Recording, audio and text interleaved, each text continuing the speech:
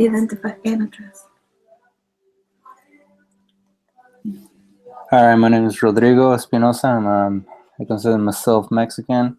One of the things that are an asset is that I'm able to address and identify microaggression in other social workers and other social helping professionals, and also for them to adopt or to better be more culturally sensitive.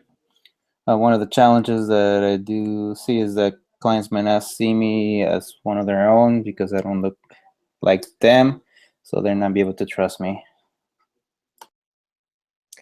My name is Kat Rogers, and I identify as multiracial, specifically as HAPA, which is a term used by people with a part Asian identity. One challenge that I've experienced is highlighted in the Patrolling Racial Borders article.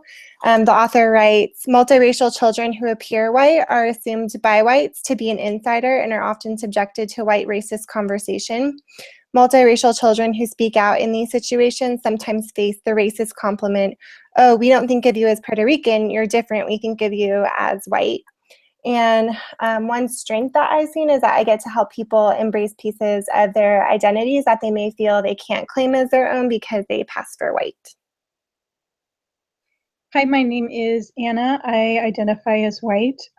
Something that I bring to the strength that I bring to the field of social work is that I'm able to navigate the systems that my clients need to access, those systems created often by white people, and it helps me figure out those systems.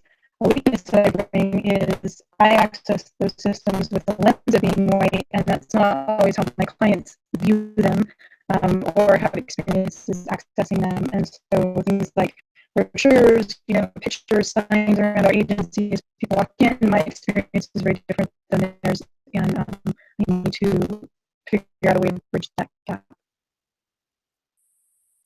Hi, my name is Sarah, and I identify as white. One of the strengths that I bring to the table with that is being able to be heard.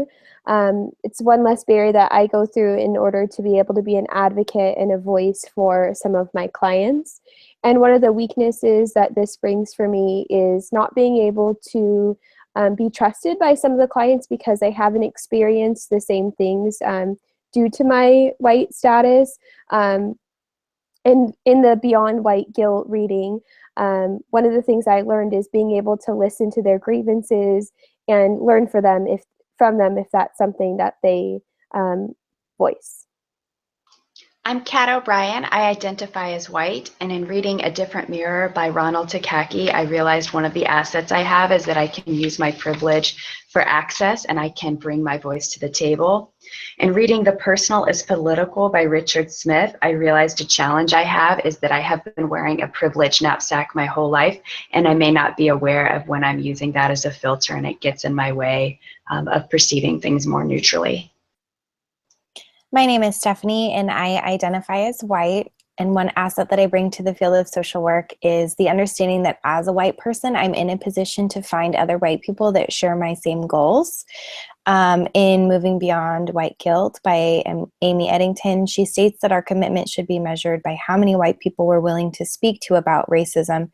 And as a white person, I can have those tough conversations with other white people that maybe don't realize that racism is a reality in our society. And one challenge that I bring to the field of social work is identifying my biases and being willing to recognize that I was socialized by racist family members. And instead of fearing those biases and wanting to stuff them, I can identify them and face them head on. I'm Megan. I'm white. One challenge that I face in social work, especially community social work, is overcoming earned mistrust among community members who have been betrayed or made promises to that were broken or let down by people who look like me and work in the white dominated system.